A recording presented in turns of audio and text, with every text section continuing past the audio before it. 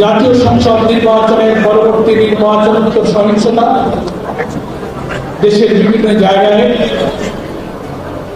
যারা বিজয়ী হয়েছেন তারা পরাজিতদের উপরে হামলা করেছেন। জামাত ইসলামের অনেক নেতা কর্মীদের উপরে আক্রমণ করা হচ্ছে, বাড়ি ঘরে আগুন দেওয়া হচ্ছে, নিষ্ঠুর নির্মমভাবে আঘাত করা হচ্ছে, যেগুলো আমাদের প্রত্যাশিত নয়।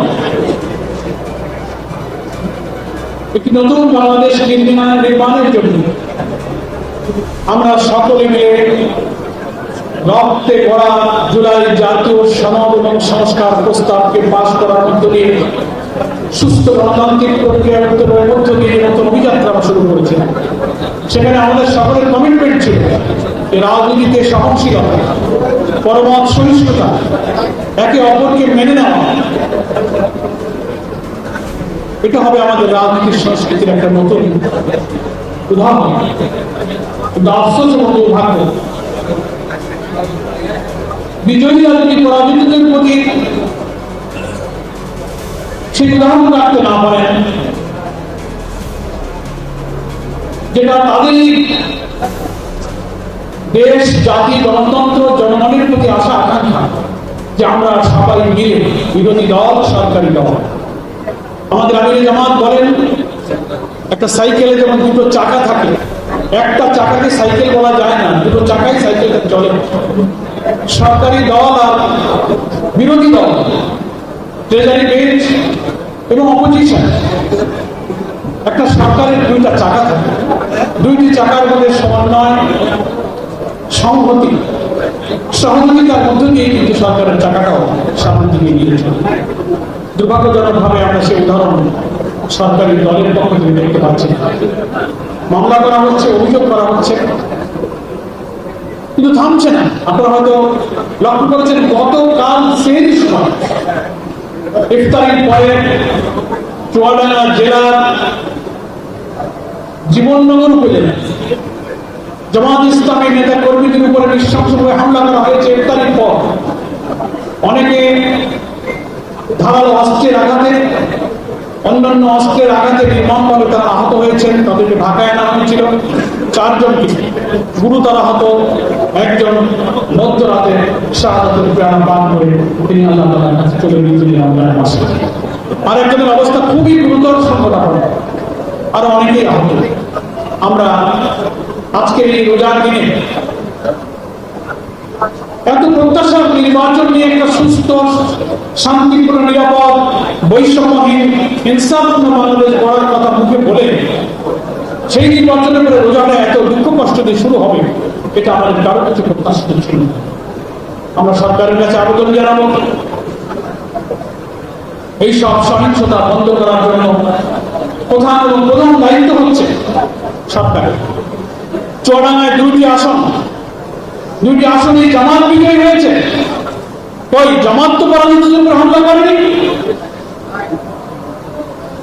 অথচ বাংলাদেশের অনেক আসনে জামাত ইসলামের প্রার্থীরা যেখানে পরাজিত হয়েছে, বিজয়ীরা তার উপরে হামলা করেছে। বাংলাদেশের বিজয়ী জামাত ইসলামের কর্মীরা সেই সব আসনে সহিংসতা তৈরি করেনি, বরং তারা শান্তিপূর্ণ অবস্থান নিয়ে একটা নিরাপদ পরিবেশ সেখানে তৈরি করে রয়েছে। এই উদাহরণ তৈরি করতে জন্য আমরা সরকারের সূচনাতে, যেখানে 12 তারিখে জাতীয় সংসদ আহ্বান করা হয়েছে, 12 তারিখে জাতীয় সংসদ আহ্বান করা হয়েছে, তার আগেই যদি আমরা এই পরিবেশ তৈরি করতে না পারি, তো জনগণের কাছে ভুল বার্তা যাবে। আমাদেরকে এই দেশের মানুষের সহস্রাধিক তরুণ ছাত্র জনতার জীবন, 20-30 হাজার মানুষের ক্ষত বিক্ষত দেহ নিয়ে যারা হাজারি করছে, তাদের সেই প্রত্যাশা পূরণ হবে না, তাদের সেই স্বপ্নের নতুন বাংলাদেশের বিনির্মাণ হবে না। আমি সরকারের কাছে আজকে চট্টগ্রাম থেকে এই আহ্বান জানাচ্ছি অত্যন্ত বেদনার সাথে। তার সাথে মুসলিম উম্মার কাছে আরেকটি, এই মাহে রমজানের শুরুতেই মধ্যবর্তী সময় এসে হৃদয়ে সব মুমিনদের কাছে রক্তক্ষরণ হচ্ছে। ইহুদি, জার্মানি, আমেরিকা এবং ইসরায়েল যৌথভাবে মুসলিম বিশ্বের উপরে হামলা করেছে। সারা মুসলিম বিশ্বে যুদ্ধের আগুন করা জ্বালিয়ে দিয়েছে।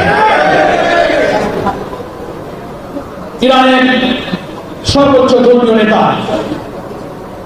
আয়াতুল্লাহ আলী খামেনিকে তার মেয়ে, তার জামাই, তার নাতি সহ সরকার উচ্চ পর্যায়ের লোকদেরকে একের পর এক হত্যা করা হয়েছে। ইতিপূর্বে কিছুদিন ধরে ইরানের সর্বোচ্চ নেতা, সরকারি সেনাবাহিনীর বড় বড় নেতা কর্মকর্তাদেরকে হত্যা করা হয়েছে, হামলা করা হয়েছে। ফিলিস্তিনের মুক্তির সংগ্রামী